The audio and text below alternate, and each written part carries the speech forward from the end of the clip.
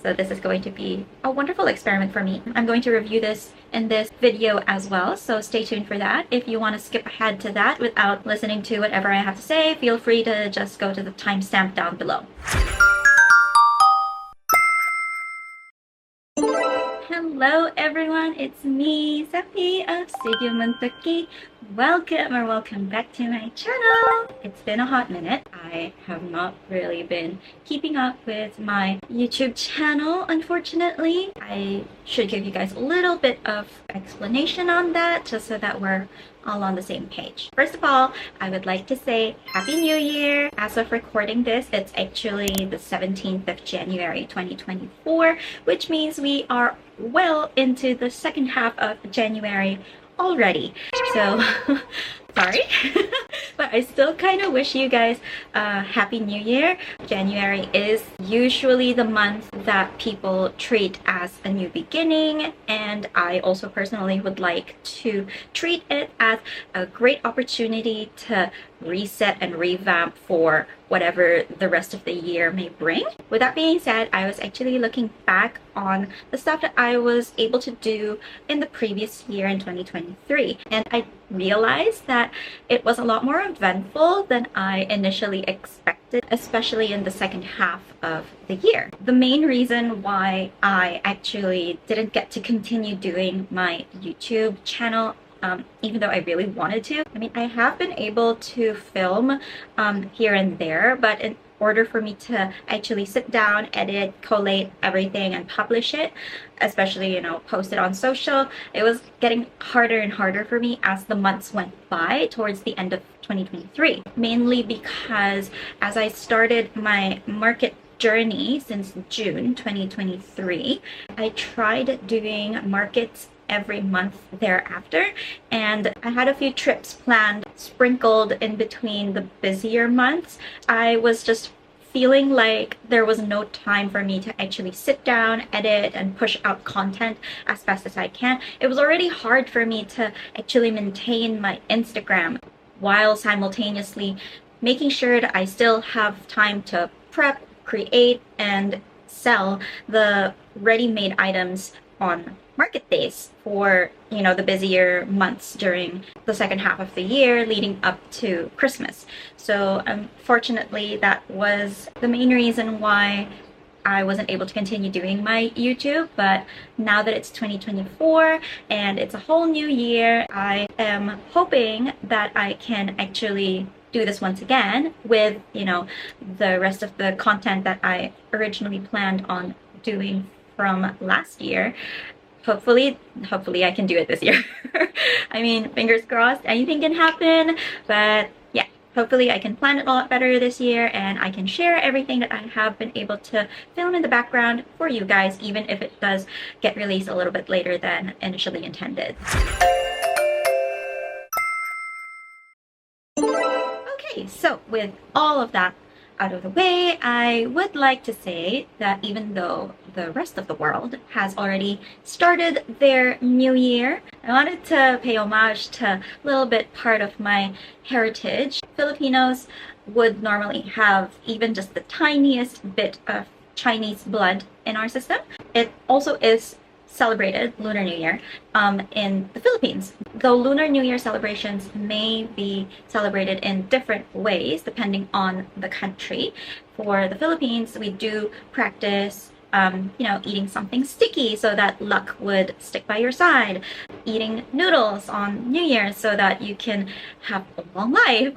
In New Zealand, there are some Chinese communities who are celebrating it in a huge way. Like, they have events and festivals happening during the period of New Year. Now, if you didn't know, New Year isn't just celebrated on one day, it's actually celebrated in a span of a week or so, and that's when multiple different practices are done depending on where you are based off of. Now, keeping in mind the theme of Lunar New Year, in 2023 we had the Year of the Rabbit, and I really love that because Tokki is my favorite thing in the world, and she was fitting to have debuted with Tuzi, her Chinese zodiac rabbit cousin.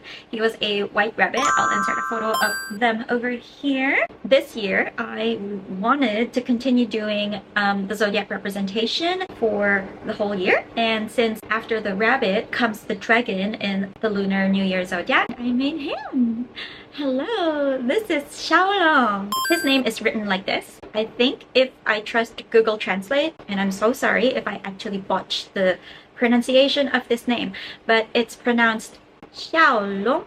It literally means little dragon, and I am so obsessed with him right now. He is super cute, like so freaking cute. Who is not gonna be obsessed with this guy? Like, look at him. Look at him. He is so freaking cute. So freaking cute. I designed Xiaolong to represent the year of the dragon because dragons are known to be powerful and highly auspicious. Because Xiaolong is made out of acrylic yarn, I wanted to try my hand in crafting him using cotton yarn. So I got this, however you pronounce this, educate me in the comments please. I got this batch of Friends Cotton yarn in 8-ply. It's 100% cotton, and I got a huge batch of them last year just before Black Friday. They were on sale, and I really wanted to try my hands on them because I wanted to shift slowly from using acrylic yarn onto using cotton yarn, just because I know it's a lot sturdier, and I think the stitches are also more defined than the acrylic yarn because acrylic yarn can halo a little bit depending on how they were manufactured and processed. Anyway, so I bought a bunch of these. I think I bought most of the colors that were available, if not all of them already. And I really wanted to make a Lunar New Year version of this little guy. I'm also quite curious as to how big or how different the sizes are depending on the yarns that I use, because this is made out of acrylic and this is going to be using the cotton yarn, and I have never used this yarn ever, so this is going to be a wonderful experiment for me as well. Okay, let's get started. Okay, let's start with the red skein. There's a sticker to mark where the center pole can be found, so you don't really need to try to fish it out from the center. Besides the convenience of the easy pull tab, you can see that the label in itself at the back is pretty good, that they list down all of the care instructions here, all the recommended hook sizes. I would normally size one full size down for amigurumi, but that's just based on my personal tension. Initially, I used a plastic 3mm hook because as I am not really used to making stuff out of cotton yarn, I wanted to be able to potentially loosen up my tension just to see how the cotton yarn would react with my personal tension. At first, it was pretty good. I was finding it pretty easy to work with the yarn, at least. It didn't hate me initially, but as I was trying to pull the magic ring closed, as one does with amigurumi, I got stuck. Like, this is how far I can go with pulling it, and I literally was tugging at the yarn with all my strength without hurting myself or snapping the yarn or scratching myself because I tugged too hard. I started frogging the piece just to see how it would react as well. The dents to the yarn are pretty noticeable, as with, you know, any other yarn. I think I did manage to find my pace. It took a while though. I have no clue how many times I'm going to say this, but cotton yarn is not forgiving. There is so much resistance with cotton yarn, and it is stiff. So the stitches that I create as I crochet with said cotton yarn, it was not really giving me much leeway, and it wasn't relaxed to the point where I was so scared that my stitches would be too big or too small. So finding the Goldilocks type of stitch for my first time working with this specific yarn, or this specific thickness of a cotton yarn per se, I was so afraid to have gaps in between my stitches, especially with amigurumi. I'm trying to avoid that because I don't want any fiber fill to seep out. By the way, cotton can also show a bit of haloing like with other yarn types. I personally don't mind it because it's not as excessive as acrylic or wool at the very least. I was finding myself adjusting to how the cotton yarn would react. And down the line, I traded in my plastic hook because I couldn't take it anymore. I was so scared that because the cotton yarn was not forgiving at all, as cotton yarns tend to be, there is no elasticity or breathability with the yarn versus your crochet hook. So since there is a strong resistance with the cotton yarn's side, I was so scared of my plastic hook snapping. So I had to go and use my usual trusty metal 3mm hook instead. There's also the case where cotton splits while I'm working with it, like what's happening right here. You can see that the cotton strand that I'm working with is kind of splitting in two, or unraveling in a sense, as I'm working with it. And because of that, I tend to end up working a lot slower than necessary because I have to make sure that the hook that I'm using is actually going through the right stitch and not between unraveling cotton yarn. And this is how it ended up looking like once I finished it. It's one of the arms, by the way, in case you were wondering. Here's a side-by-side comparison of the finished cotton yarn arm and the foot made out of acrylic yarn. You can see that with the cotton yarn, the stitches are definitely more obvious and cleaner and more defined, as compared to an acrylic yarn where the stitches look a little bit more blended together. I guess it's also because of the haloing that's more obvious with the acrylic yarn. So I guess at the end of the day, it all just boils down to personal preference. It is 30 degrees inside this freaking room, and I am baking. I feel like creating this fire dragon is actually on point with the heat that I am experiencing right now in this room. It is the middle of summer in New Zealand, if you haven't kept track, because I know everywhere else it's really freezing cold, but here I am burning. It's really hot. Anyway, so I just wanted to drop by and give you guys an update on how I managed to work with the cotton 8x8 yarn from Hobbii. And I have got to say that I am actually learning how to love it now. I think there was just a little bit of an adjustment period on my part, especially since I did mention in the beginning of this video that I am not used to crafting with cotton yarn. I think I'm doing a lot better with working with the cotton yarn after a little bit of, what do you call that? Getting to know it. So this is what I have been able to do so far. Obviously, I am not crafting. Damn, this light is like really changing every now and then. My apologies about the light changing. Clouds are passing by here and there, and the sun is just shy at times. So if you do notice some light changes, it's because of that. And there it goes again. So I have been working on this for a few hours on and off because I'm also doing other stuff. I did notice that every time that I have worked with cotton yarn, when I used the panda cotton yarn to do my jumbo Moon Tokki for my birthday last year, it's like every time I work with cotton yarn, I keep telling myself, never again am I working with cotton yarn because of the lack of elasticity it has, and that it isn't forgiving when it comes to having flexibility. It's stiff as a board, like really stiff. Though they do mention that some cotton yarns require washing or soaking in water so that it would loosen up the fibers a little bit, just so that it can soften it a little bit more than how you would normally just have it after you've crafted something with it. I personally have not tried that because I'm always afraid to soak or get wet any of the things that I make. If you guys know anything about that, please don't hesitate to drop a comment down below and share your experiences. I would definitely love to hear from you how that worked out. Like I said, it is pretty stiff and I can really feel it in my hands.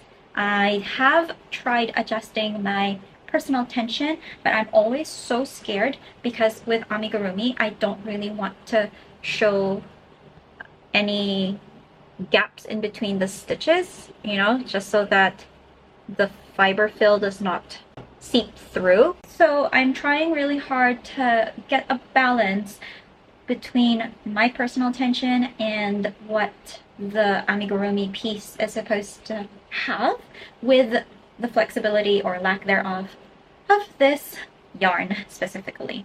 I personally do love the look, the overall look of the stitch definitions while I'm working with cotton yarn, comparing it to when I normally work with acrylic. But the flexibility of acrylic is just, I think I personally need that. I don't know how often I'm going to be able to work. My hands are really, well, I can't say it's like death-defying, but they are aching a little bit. My wrists as well as up to my elbows up here. It does feel a little tired and sore, like you have been holding on to a stress ball and gripping it for the whole 2 hours, and then you release your muscles. That's how sore my muscles are feeling right now while working on this. So with that being said, I don't think I can complete the whole toy using cotton yarn in just one day, unfortunately. And if I continue doing that, just for my personal health, obviously, because I don't really want to injure myself just to complete a toy, I don't think I have the bandwidth to mess with the timeline I have left in order to complete whatever I need to finish by the deadline that I have set it on. But I will still continue making this so that I can see how it would compare next to the acrylic version of Xiaolong and, you know, see how that works out. So far, I do understand why cotton is another preferred fiber for crafters to use when they crochet amigurumi. However, I think personally it might not be my go-to cup of tea.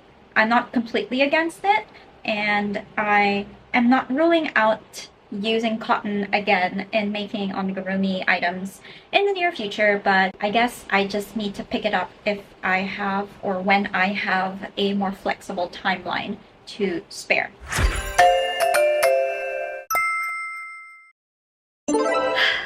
Okay, so I just realized I cannot finish my cotton version of my Xiaolong because I ran out of cotton yarn for the red, which is predominantly the body of Xiaolong. And I didn't even realize until I got to this point that because I only purchased the Friends Cotton Yarn 8x8 at the time, intending it to be test, I wasn't really hoping to use it to make my dragon or a dragon or even anything more than just possibly keychains.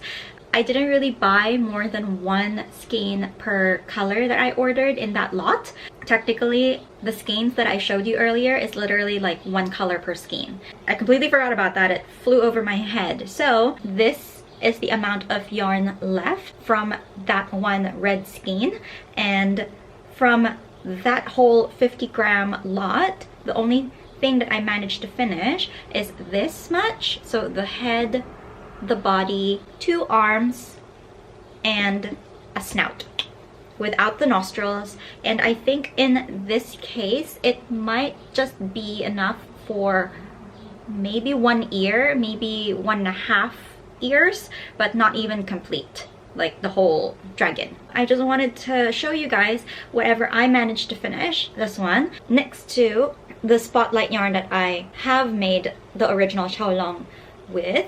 And I think because this is Friends 8x8, it is supposedly 8-ply cotton yarn, which is a very thick ply cotton yarn. I think it does compare really well, almost to a T, to the thickness of the stitch for 4 Seasons Marvel from Spotlight. So if ever you want to switch cotton yarns but still keep this kind of size in mind for an output, same pattern, etc., and you have used 4 Seasons Marvel acrylic yarn that's 8-ply, the Friends Cotton Yarn 8x8 is going to be an almost identical size output, provided that your tension is uniformed when you make either one. I'll just put the price of each yarn that I used over here below them, and I don't really buy retail price unless I am like experiencing an emergency, but that's pretty much avoidable in my case. So normally I do buy them on sale, so just keep that in mind. In terms of cost though, I feel like this is too expensive in comparison to the acrylic yarn, because one, it is cotton, so obviously cotton is more expensive than acrylic yarn, like synthetic fibers. But if you really like the feel of cotton, and I really do like the feel of this particular cotton, I think it would work for you if ever you do still want to make amigurumi, but like, you know, make sure that it comes in a bigger size, because I know cotton comes in a thinner strand compared to some acrylics. Acrylics can go at a thicker size. The Friends Cotton 8x8 might be a good starting point for you if you want to start with cotton but want to make sure that the end result would be a bigger size, so you will be able to create bigger items with the Friends Cotton 8x8 compared to the Friends Cotton 8x6 and 8x4.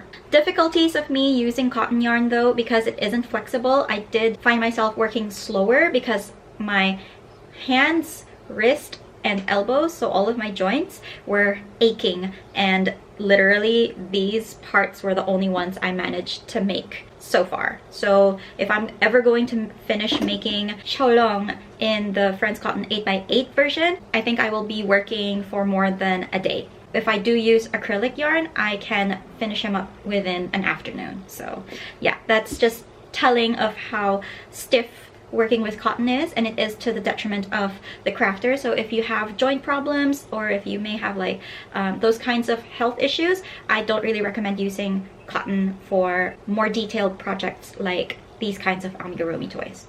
So stitches wise, it's pretty clean, pretty telling of cotton yarn. So I don't really have any complaints with that. I think my tension has just been adjusting, because if you look at this part, there are still parts here where there are holes in between the stitches, and I personally don't really like that. I think I would actually size either half a hook size down even more, or if not, maybe even go one extra full hook size down, just so that I might be able to tighten up the stitches even more. But I think with cotton not being flexible, you can't really escape having those kinds of holes in some stitches, but you just have to really take your time to, you know, make sure that your tension is uniformed and that your stitches are tight enough but not super tight that it kind of deforms the end result. One thing that I would like to give as a tip, just keep in mind the yardage and meterage of your skein of yarn that you plan on buying, so that you can, you know, compensate and do the math and make sure that if you buy it, you have more than enough to accommodate whatever project you would like to use that skein on. Because don't be like me, unfortunately, because now most of the colors for the Friends Cotton 8x8, and I think even 8x6 and 8x4 as of this recording, literally more than half is gone. Like, they are sold out, and I honestly don't know when they're going to get back restocking that specific type of skein. So I honestly don't know when I'm going to be able to finish this guy. Here are my pros and cons for working with cotton and working specifically with the Friends Cotton 8x8 yarn from Hobbii. So that's pretty much me for today. If you like this kind of content, please do give this video a thumbs up. And if you would like to see me do any more yarn reviews, etc. with that kind of content in mind, don't hesitate to leave a comment down below. Don't forget to follow me on social media. It's all listed down below. And yeah, I guess I'll see you guys in my next video. Bye! The Friends Cotton 8x8 yarn. So weird just looking at him like this unfinished. Oh my god, my battery is going to die! Anyway, I think it does compare really well to the 8-ply marks of the stitch for the 4 Seasons, to the 4 Marvel